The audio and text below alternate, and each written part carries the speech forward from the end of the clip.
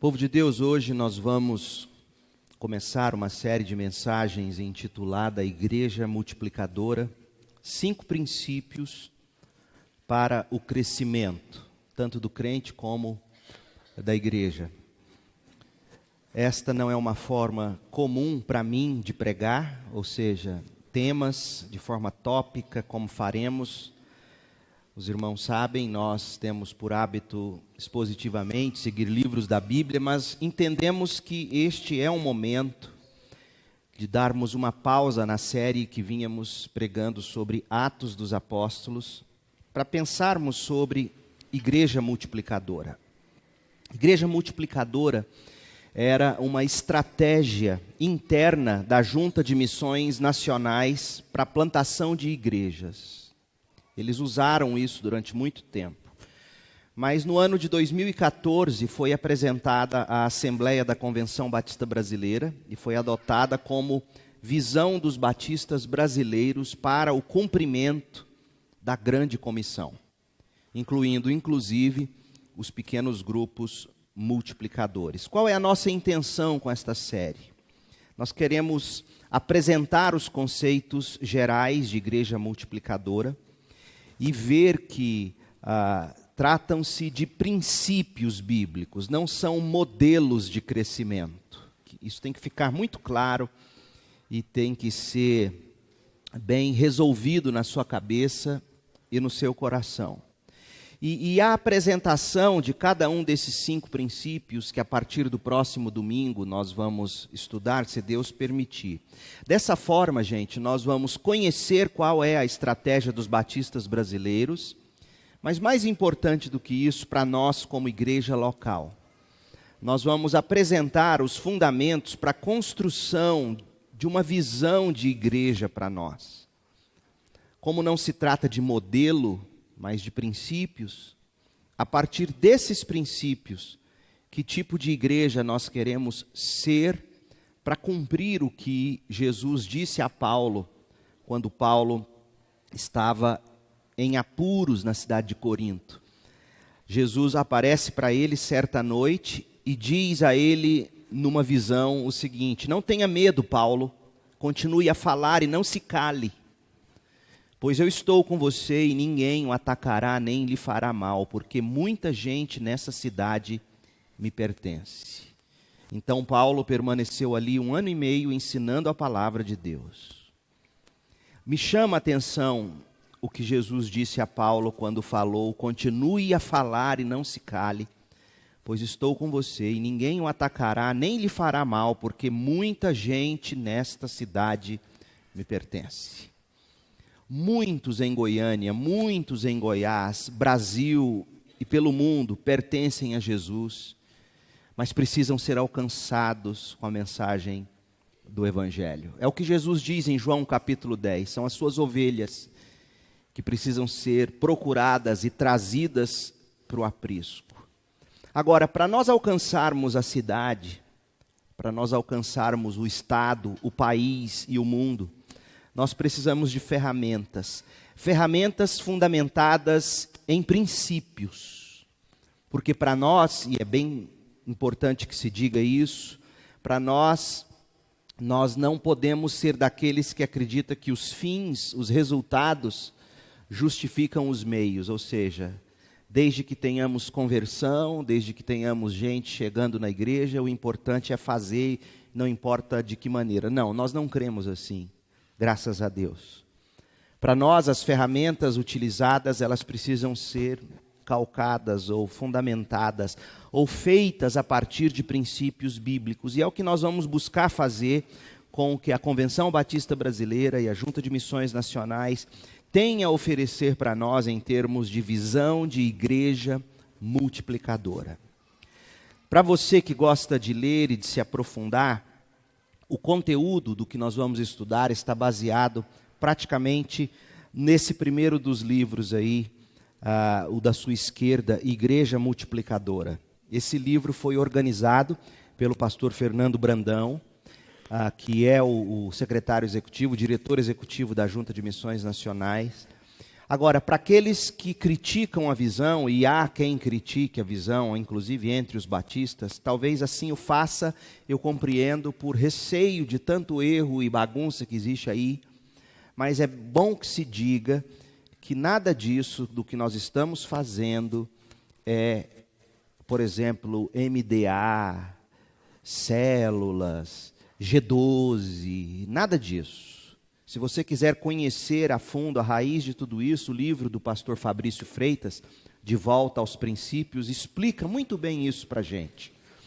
Então, que fique bem claro isso. Se alguma igreja batista, em algum momento, e parece-me que há,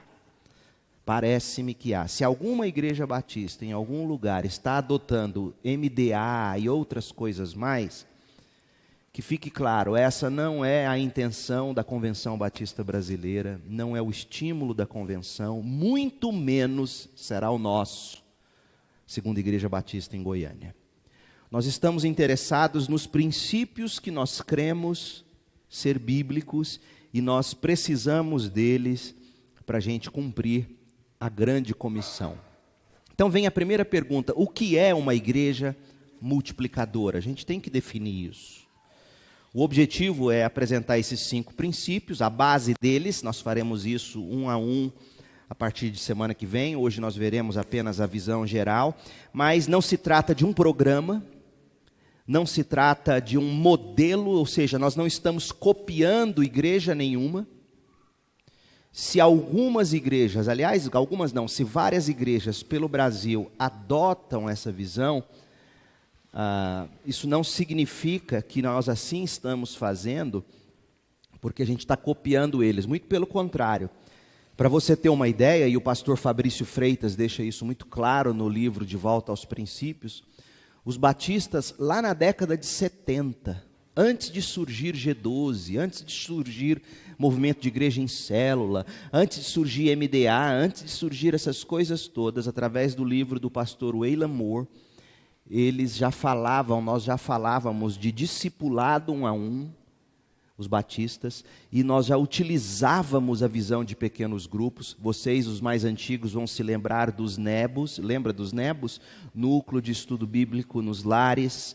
Nós já, na década de 70, na década de 80, nós já pensávamos, mas em algum momento da nossa caminhada como povo batista, nós abandonamos as ferramentas. E nesse processo, muitas igrejas, dentre elas neopentecostais principalmente, abraçaram os princípios. Muitas cresceram. Algumas, com certeza, por causa de erros bíblicos doutrinários, mas outras, não por isso necessariamente, mas porque encontraram uma maneira bíblica de cuidar uns dos outros. Então, não é modelo, não estamos copiando ninguém, nós estamos apenas tentando compreender os princípios bíblicos por detrás do que se faz. Para você ter uma ideia, as igrejas batistas nos Estados Unidos, igrejas de homens como John Piper, como Matt Chandler, para quem acompanha a internet sabe de quem nós estamos falando, e outros, suas igrejas cresceram e cresceram muito. Todas elas baseadas nesse tipo de princípio, onde o discipulado 1 a 1 acontece, os pequenos grupos se reúnem, como nós veremos, e a igreja no culto de celebração.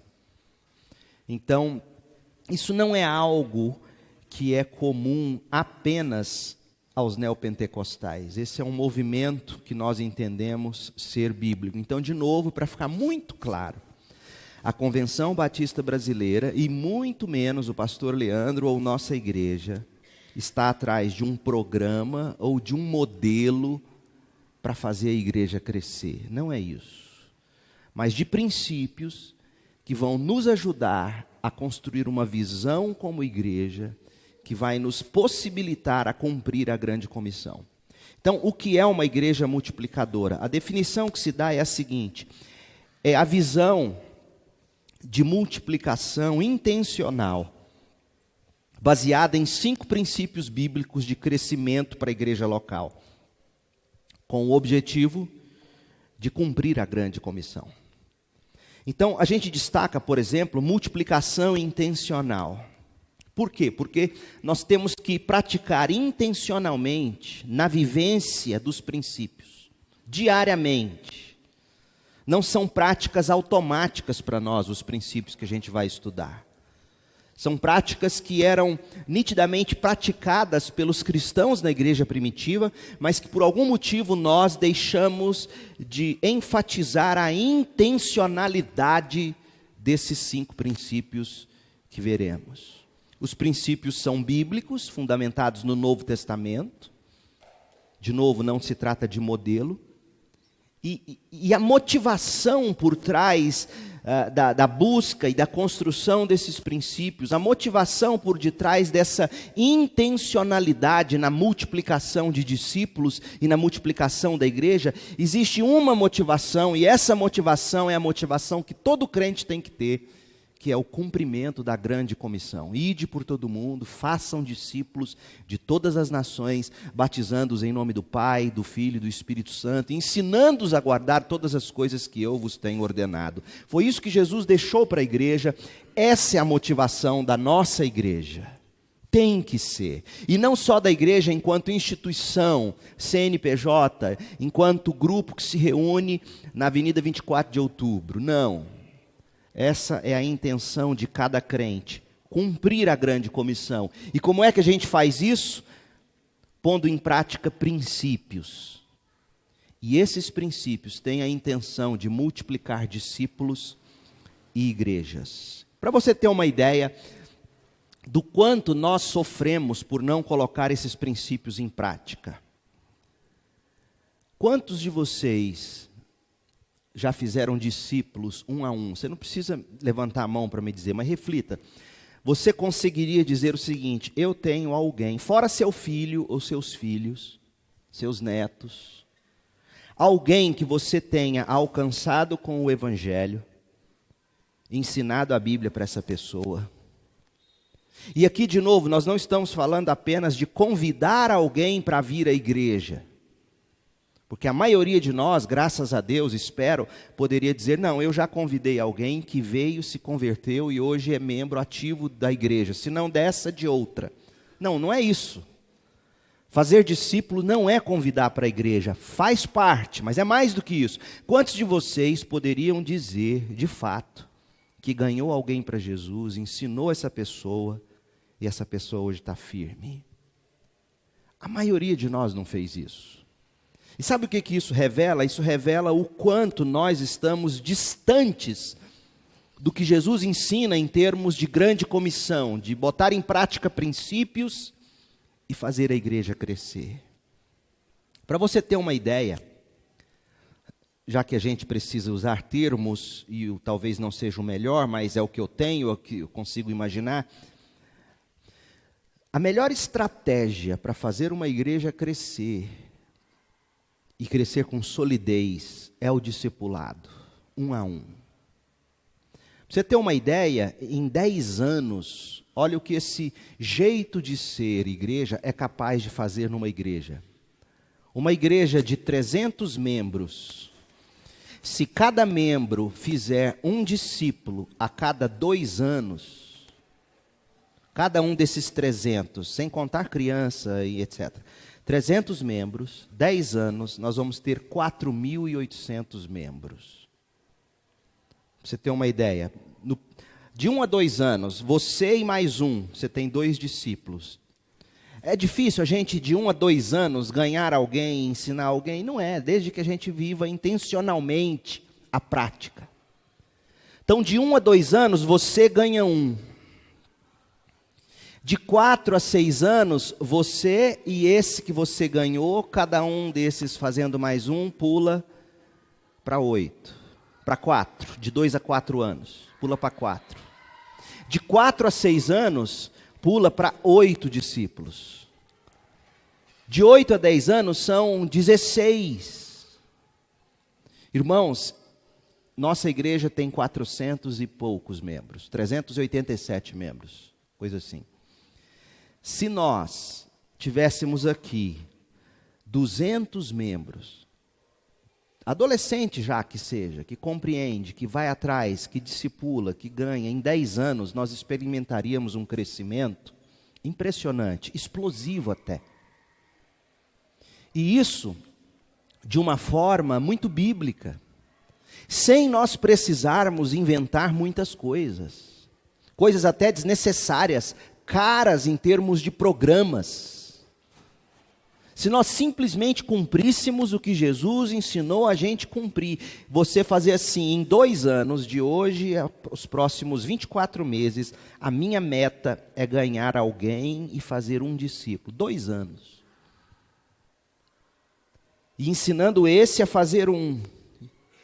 E esse vai ensinar, quer dizer, em 10 anos nós temos algo gigantesco. Agora, para a gente conseguir fazer isso, nós temos que ter um tipo de mentalidade que nós chamamos de visão da cruz do Calvário. Porque se a gente não compreender o que Jesus ensina em 2 Coríntios 5, verso 15, nós jamais seremos capazes de colocar tudo isso em prática. Em 2 Coríntios 5, versículo 15, nós lemos que Cristo morreu por todos, para que os que recebem sua nova vida não vivam mais para si mesmos. Para aqueles que estiveram na minha classe de escola bíblica dominical hoje, eis aqui a resposta para a aposentadoria. Não vivam mais para si mesmos, mas para Cristo, que morreu e ressuscitou por eles. Percebe? Enquanto nós não entendermos que a nossa salvação tem a ver com a glória de Deus e o cumprimento da grande comissão, enquanto nós não entendermos isso, abrindo mão dos nossos interesses particulares e pessoais, em função de alcançarmos o outro, ganharmos o outro, trazermos o outro, ou seja, enquanto não morrermos para nós mesmos, essa semente não dará fruto. Nós precisamos disso. Cristo morreu por todos, para que os que recebem sua nova vida não vivam mais para si mesmos. Nós precisamos disso. Porque na prática, a prática desse versículo são os princípios que a Igreja Multiplicadora tem nos ensinado. Porque o diferencial dessa visão é a nossa intencionalidade na multiplicação. Ou seja, em 2 anos, por exemplo, é uma ideia que eu estou lançando, um exemplo. Em 2 anos eu quero ter alguém que eu ganhei para Jesus e eu discipulei, eu ensinei. Aí você deve estar pensando assim, como que eu vou fazer isso? Daqui a pouquinho eu vou te dar alguma ideia de como isso pode ser feito. Mas é a intencionalidade. A intencionalidade vai muito além de você chamar o seu conhecido ou conhecida, aquela pessoa que você conhece, com quem você convive, que está no seu raio de alcance. É muito mais do que você simplesmente chamá-la para o jantar do Dia dos Pais na igreja. Tem que chamar, mas é mais do que isso. A apresentação do musical ou da cantata, tem que chamar, mas é mais do que isso. Aos cultos de domingo, tem que chamar, mas é mais do que isso. Chamar para a escola bíblica, tem que chamar, mas é mais do que isso. É a intencionalidade de eu multiplicar minha vida na vida de alguém, vendo essa pessoa tornar-se crente frutífero. A minha semente tem que gerar uma árvore que gera fruto, e a semente desse fruto tem que produzir outra árvore que gera fruto, e assim por diante. Deixa eu te contar um segredo. Durante séculos, na igreja cristã, foi assim que aconteceu. Sabia disso? Meus irmãos, vocês sabiam que o movimento chamado apelo no final do sermão do pastor, o pastor faz o apelo, o povo vem à igreja, o grupo de introdutores corre lá, agarra no calcanhar e fala assim, vem cá, eu vou ir. Sabe quando isso começou? Fim do século XIX. Ou seja, durante quase 19 séculos, desde o surgimento do cristianismo, não havia apelo na igreja. Aí você está pensando, então como crescia? Como crescia? Os crentes faziam intencionalmente a multiplicação. Eles discipulavam. Eles ouviam o sermão do pastor, alguns tomavam nota, outros guardavam na mente. encontravam-se com pessoas durante a semana, repartiam o que ouviam e assim faziam regularmente, repartindo com o outro aquilo que aprendiam do púlpito ou da escola bíblica, e ia repartindo, ia fazendo, e aí surge o que nós batistas fizemos durante um tempo, por exemplo, culto nos lares. O que eram os cultos nos lares lá no início? Se não, alguns membros que intencionalmente tiravam um dia da semana para ir evangelizar e fazer discipulado. O que eram os movimentos que nós tínhamos e como eram gostosos de se ver e de acontecer quando no domingo à tarde membros das nossas igrejas iam fazer evangelização nas praças e nas ruas. O que era isso senão o desejo de intencionalmente ganhar alguém para Jesus? Então, meu povo, veja que nós não estamos tentando dizer que a gente tem que fazer tudo de novo, diferente, errado, já que estava tudo errado. Não, não é isso. O que nós precisamos fazer é voltar ao princípio, à origem de tudo. A intencionalidade na multiplicação. Porque crescimento natural é resultado de uma combinação de esforços intencionais. Como um bebê que recém-nascido. A mãe tem que levar ele constantemente no pediatra, e o pediatra vai fazer sempre a mesma coisa, vai examinar o bebê, vai pesar, vai medir. E ao pesar e medir, de acordo com o ganho de peso e de centímetros no crescimento, o médico vai deduzindo se a criança está saudável ou não. Por quê? Porque o que compete aos pais e ao médico fazer é intencionalmente agirem para que nada atrapalhe e que tudo contribua para o crescimento. Crescimento é algo natural no sentido de que se tem vida e saúde, cresce. Mas quem está envolvido no crescimento tem que intencionalmente se esforçar para que nada atrapalhe esse crescimento. E no nosso caso, como discípulos, como crentes, como igreja, nós precisamos intencionalmente nos envolver com a vida dos outros, tentando ajudá-los a crescer. Falta-nos isso. Então, quais são esses princípios de igreja multiplicadora que nós precisamos levar em consideração? Vamos lá. Veja essa árvore aí. São os princípios de igreja multiplicadora e diga para mim se isso não é algo bíblico. Então, meu povo, não tenha medo disso aqui. Isso aqui não é MDA, isso aqui não é igreja em célula, isso aqui é o jeito de ser igreja do Novo Testamento. Ou seja, pega o dedo da sua mão e tenta memorizar da seguinte maneira: tudo começa com oração. Oração, porque é Deus quem vai trazer a pessoa para quem você vai ter que compartilhar, ou com quem você vai ter que repartir. A oração é que vai abrir o coração da pessoa para a mensagem do Evangelho. A oração é que vai te dar condições de receber o poder de Deus. Lembra, a primeira coisa que os discípulos fizeram, e eu sei que o pastor Arildo falou disso aqui enquanto eu estive de férias, a primeira coisa que os discípulos fizeram no início, no livro de Atos, foi se reunir para orar. Oração. Depois da oração vem a evangelização discipuladora, ou seja, eu evangelizo e discipulo alguém. Aí vem a formação de liderança, eu vou capacitar essa pessoa, eu vou usar de uma forma meus dons, meus talentos, minha habilidade. Depois eu penso na plantação da igreja e depois o exercício de compaixão e graça.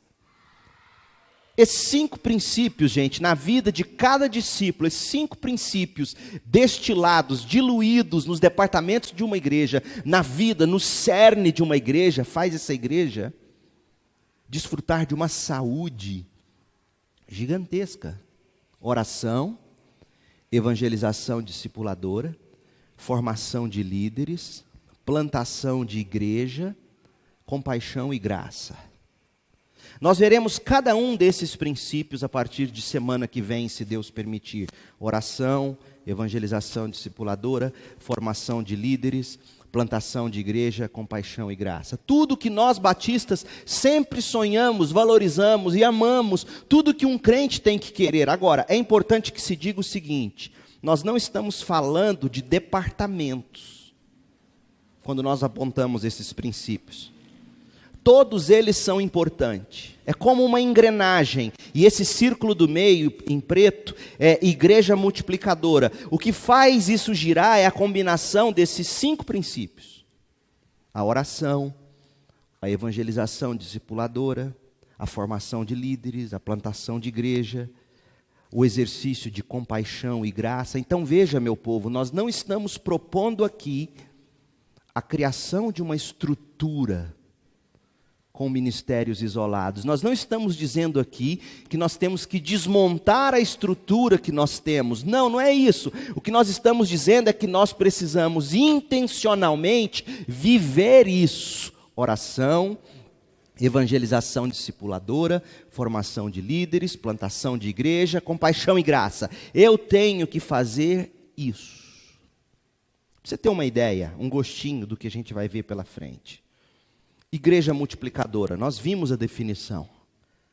É a visão de multiplicação intencional, baseada em 5 princípios de crescimento para a igreja e para o crente, cujo objetivo é nós cumprirmos a grande comissão. É isso, igreja multiplicadora. Quando se fala em oração em igreja multiplicadora, gente, a oração, a gente olha para o Novo Testamento, a gente olha para a igreja primitiva em Atos, a gente olha para a história da igreja nos momentos em que esta experimentou avivamento, crescimento, a gente descobre o seguinte: a oração não era eventual. A oração não era restrita aos momentos de crise, a oração não era casual no dia a dia da igreja, não. A oração era um estilo de vida da igreja. Eles oravam sem cessar e o tempo todo. Oravam coletivamente, daí os cultos de oração, quarta-feira. Eles oravam nos lares, eles oravam individualmente, eles tinham vida de oração. Hoje nós oramos pouco em comparação ao Novo Testamento. E a igreja multiplicadora busca desenvolver a prática da oração de forma mais intensa, de forma mais contínua na vida do crente, na família, na vida dos líderes da igreja local. Sabe por quê, meu povo? Sem oração nada acontece. A gente tem que crer nisso. Sem oração nada acontece. Por isso, e esse semestre a gente tem que fazer outra vez, no mínimo mais uma, outra vigília de oração na igreja. Homens reunidos para orar toda sexta-feira. Infelizmente a gente percebe que o número diminui. Mulheres orando pelos filhos. Mulheres cristãs em missão às quartas-feiras em grupos de oração. A igreja tem que orar uns pelos outros. A igreja tem que juntar, você tem que correr ali na secretaria e falar assim: Laísa, me dá uma lista do nome dos jovens dessa igreja. Eu quero orar um por um. Me dá uma lista aí dos casais da igreja, eu quero orar por eles, eu quero orar pelo povo. É isso, igreja multiplicadora não toma a oração como algo eventual ou casual, mas como um estilo de vida. Porque, de novo, sem oração nada acontece. Orar para que Deus coloque no seu caminho pessoas para você repartir o evangelho, orar para Deus te dar sabedoria, orar para Deus abrir o coração da pessoa, orar para Deus fazer um mover e tirar os crentes dessa inércia. O segundo princípio é a evangelização discipuladora. O que isso significa? Significa que os discípulos compartilhavam o evangelho, em tempo e fora de tempo. Eles estabeleciam relacionamentos com os outros de forma a, nesse relacionamento, discipular o outro. O processo, gente, de evangelização, ele é incompleto se nós não andarmos algumas milhas com as pessoas, compartilhando com elas, não só verdades bíblicas, mas vida que encarna essas verdades bíblicas. Vida que encarna essas verdades bíblicas. Então, a evangelização discipuladora consiste nessa comunicação do evangelho, aliada ao relacionamento. Por isso que a gente chama de RD, ou relacionamento discipulador. Por quê? Porque a gente chama a pessoa, a gente agrega a pessoa, e a gente discipula, aperfeiçoa essa pessoa. Como é que você pode fazer isso? Ah, pastor, eu não sei, ninguém nunca fez isso comigo. É verdade, a maioria de nós aqui, infelizmente, poderia dizer isso. Ninguém nunca fez isso comigo. Fato. Mas por isso, e nem por isso, você pode deixar e fazer o mesmo, e perpetuar essa história trágica que é a nossa.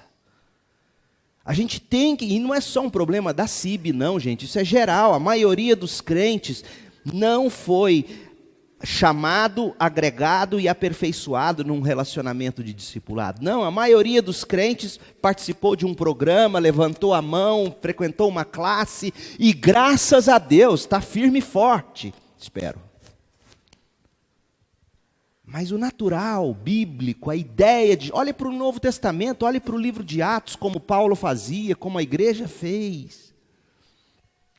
Agora você está dizendo, pastor, eu não sei, ninguém nunca fez comigo. Então, deixa eu te dizer uma coisa. É por isso que nós disponibilizamos no site da igreja todo o material dos sermões que eu prego aqui.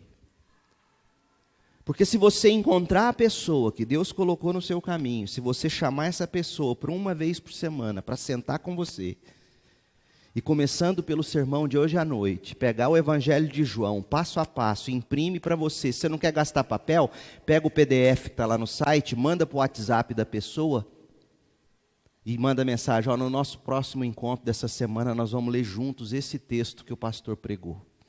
É isso.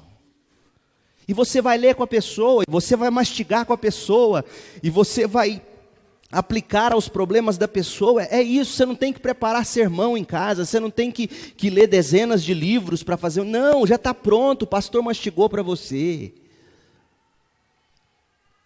Vocês me pagam para isso, sabia disso? Vocês me pagam para eu produzir, para eu trabalhar, para eu beneficiar, para eu abençoar vocês, dentre outras coisas, assim também.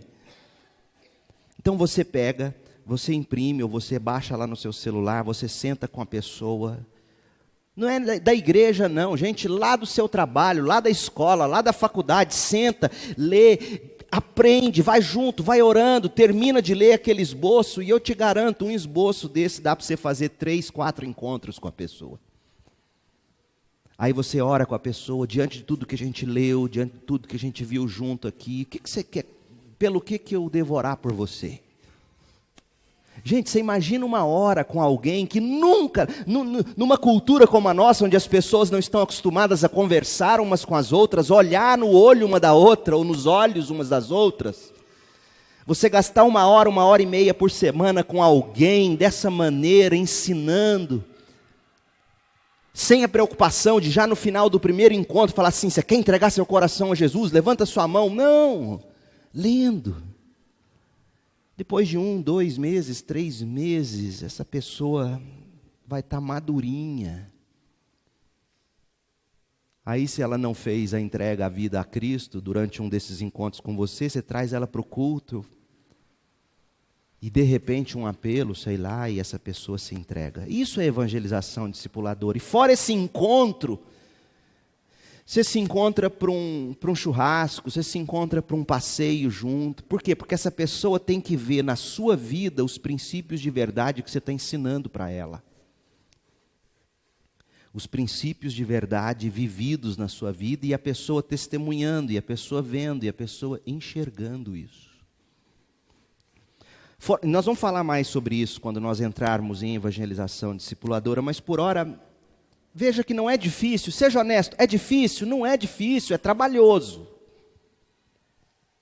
É trabalhoso, requer disciplina, requer intencionalidade, requer coragem, mas não é difícil.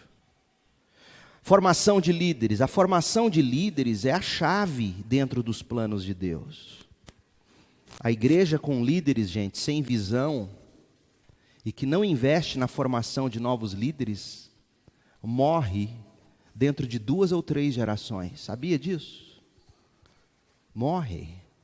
O que nós temos visto acontecer no Brasil e no mundo é uma ausência e uma falta de líderes tremenda. E isso tem, inclusive, e infelizmente, atingido as igrejas. Então nós temos que ser um povo, nós temos que ser uma igreja preocupada com a formação. Por isso, o pequeno grupo, protótipo. Por isso, escolas bíblicas dominicais, por isso, cursos de capacitação que muito em breve eu quero começar com vocês. Por isso, o envolvimento, por isso, os sermões densos, por isso, o púlpito dessa forma. Por quê? Porque a gente tem que ser encharcado com verdades sólidas, absolutas. A gente tem que formar líderes. Outra coisa é a plantação de igreja. A multiplicação de igrejas foi uma ação estratégica coordenada pelo Espírito de Deus no início da expansão da igreja lá em Atos. Gente, em todo lugar que os discípulos chegavam, eles buscavam de forma intencional criar uma igreja. Então, digamos que você entrou na visão, você participou de um pequeno grupo aqui na segunda igreja, você conheceu, você já até frutificou, fez discípulos. E aí, sei lá, passa no vestibular ou recebe uma transferência no seu emprego, muda para outra cidade. Chega nessa outra cidade e descobre, de repente, que a igreja não tem essa visão. Aí você liga para mim e diz: pastor, estou aqui, estou pensando em começar um PGM na minha casa. Ótimo, pequeno grupo multiplicador. E você vai reproduzindo essa vida, e nós vamos cobrindo você de oração, na medida do possível, te apoiando. Em breve, uma igreja começou na sua casa, você planta uma igreja. É disso que a gente está falando. Na intencionalidade de plantarmos igrejas em bairros que precisam de mais igrejas, ou em cidades onde precisam de igrejas. Você lê o livro de Atos e você descobre que aonde os discípulos iam, lá eles plantavam igreja. E a última coisa, compaixão e graça. A gente olha para a vida de Jesus, por exemplo, e a gente descobre que ele sempre se compadeceu do sofrimento das pessoas. Em vários momentos ele se encheu de compaixão pela multidão. Ele olhava para elas e dizia: esse povo é ovelha que não tem pastor. Nós vivemos um momento onde a gente não pode fechar os olhos para as necessidades dos outros, especialmente nesse momento de crise no Brasil. E a gente choramingando, crise, falta de dinheiro, mas se nós formos honestos, nós estamos muito mais do que melhor do que a maioria das pessoas, gente. E essa seria a hora de nós repartirmos compaixão e graça. Porque só assim nós vamos cair na graça do povo. Então nós precisamos sim ser essa igreja. A visão de igreja multiplicadora é multiplicar discípulos e igrejas. Para isso, ela estrutura e organiza as suas ações de forma interrelacionada. Tendo por base isso, de novo, oração, evangelização discipuladora, formação de líderes, plantação de igreja, compaixão e graça. A grande comissão de Jesus, que é o nosso objetivo, e a gente conhece o texto: vão, façam discípulos de todas as nações. Infelizmente, a maioria de nós entende que o imperativo, que a ordem de Jesus é: vão, ide. Pena que a gente não conhece, e me incluo nisso, o original grego como deveríamos. Porque quando a gente lê o original grego, a gente descobre que na grande comissão, Mateus 28, verso 19, o ide não é uma ordem, não é imperativo. O único imperativo aqui é: façam discípulos. Sabia disso? Gente, a ênfase sempre tem que cair aonde a ordem é dada. É ou não é verdade? Você tem que enfatizar onde existe a ordem, onde existe o imperativo. E o imperativo é: façam discípulos. Por isso que a gente acabou errando quando a gente pensa que o que nós temos que fazer é simplesmente orar, levantar oferta missionária e enviar missionário. Isso é importante. Mas não é só isso. A grande comissão é mais. É mais difícil, é mais trabalhoso. Porque a ênfase é: façam discípulos. E como que eu faço discípulos? Como? Aí Jesus explica: indo para poder chamar e agregar a pessoa, indo, batizando, ensinando. Está vendo como não dá para fazer a ordem ser o ir? A ordem é, quando você for, você tem que deixar um discípulo que foi ensinado e batizado. Essa é a ordem. Não é simplesmente vá, evangelize. Não, porque o que acontece hoje no mundo, e a gente vê isso, onde os batistas, inclusive, gente, a Convenção Batista Brasileira, a Convenção Batista Americana fez uma admissão de falha e de erro enorme recentemente. Eles disseram que, como batistas, os americanos foram para o mundo inteiro, construíram igrejas, construíram seminários, construíram escolas, enfatizaram o ir, não enfatizaram o façam discípulos. O que eles têm descoberto ao redor do globo, nos lugares onde eles chegaram, é que as igrejas batistas estão enfraquecendo e morrendo. E vamos ser honestos, isso tem acontecido conosco, batistas no Brasil. Por quê? Porque quando você enfatiza só o ir, você não constrói o fundamento da casa. A ordem é: faça discípulo. Como? Indo, ensinando, batizando. Nós precisamos redescobrir isso. E de que forma a igreja primitiva fazia isso, gente? Todos os dias, no templo e de casa em casa. No templo e de casa em casa, não deixavam de ensinar e proclamar que Jesus é o Cristo. Atos 5:42. Ou seja, a igreja é esse círculo azul.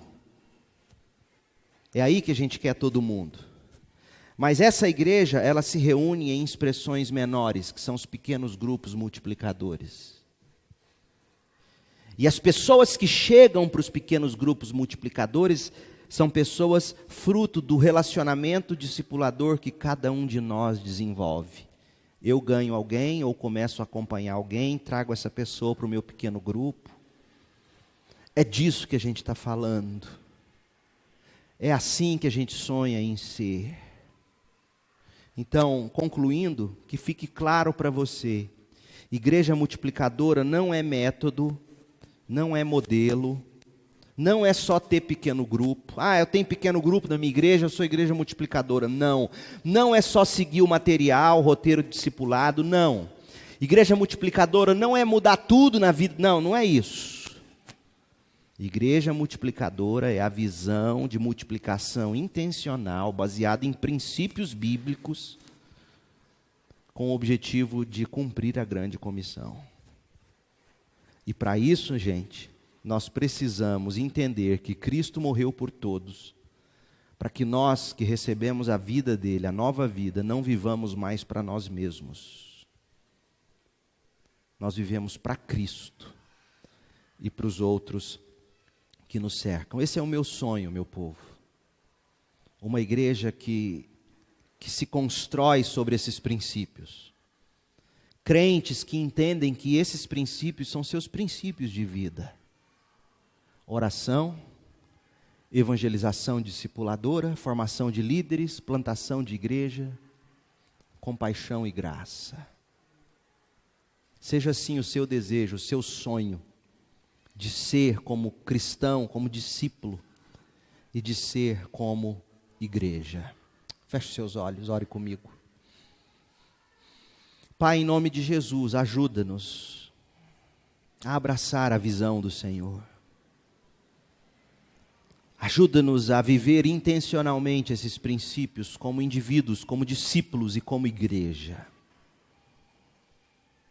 Dá-nos a graça de ver cada um de nós multiplicando discípulos.